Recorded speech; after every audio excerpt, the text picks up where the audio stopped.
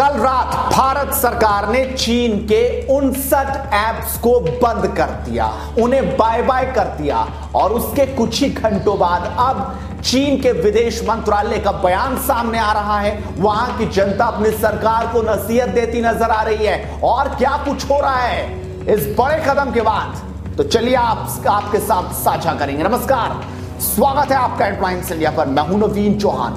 मोदी सरकार के 59 चीनी ऐप पर प्रतिबंध लगाने के बाद कई ऐसे ऐप रहे जो युवाओं के बीच काफी लोकप्रिय हैं, जिसमें टिकटॉक और यूसी ब्राउजर, जेंडर शेयरिट और लाइक जैसे ऐप शामिल हैं। सरकार ने इंफॉर्मेशन टेक्नोलॉजी एक्ट के सेक्शन 69A के तहत चीन के सभी ऐप पर बैन लगा दिया। केंद्र सरकार की तरफ से इस फैसले पर जारी बयान में कहा गया है कि ये ऐप कुछ ऐसी गतिविधियों में संलिप्त हैं जो भारत की रक्षा, सुरक्षा, संप्रभुता और अखंडता के लिए हानिकारक है। इन ऐप का मोबाइल और non mobile based internet devices में भी इस्तेमाल नहीं किया जा सकेगा।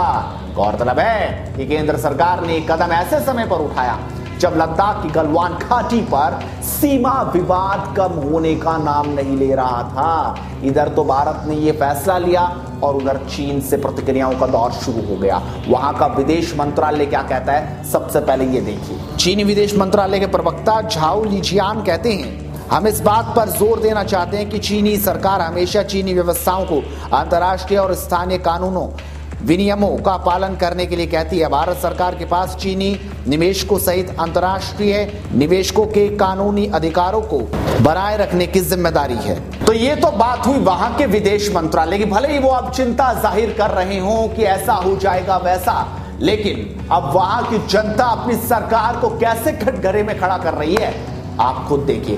एले वंगसी कहते हैं, ये तो होना ही था, पर भारत में कुछ लोग छिपकर हमारी इन ऐप का इस्तेमाल कर रहे हैं। भारत हमारी ऐप का कभी बहिष्कार नहीं कर सकता। विंसेंट झाओ ली कहते हैं, भारत में 59 चीनी ऐप पर प्रतिबंध लगा दिया है। इन सारी ऐप से हमारे चीन को बड़ा नुकसान का सामना करना पड़ेगा। इन ऐप से हमें करोड़ों रुपए का व्यापार होता था। अपने संबंधों को सुधारो चीन। लिएशी झांग कहती हैं, चीन ने भारत के साथ झड़प करके सही नहीं किया। भारत हमारे सामानों का बहिष्कार कर रहा है। अगर हमारे सामान नहीं बिकेंगे तो हमारा व्यापार बंद हो सकता है।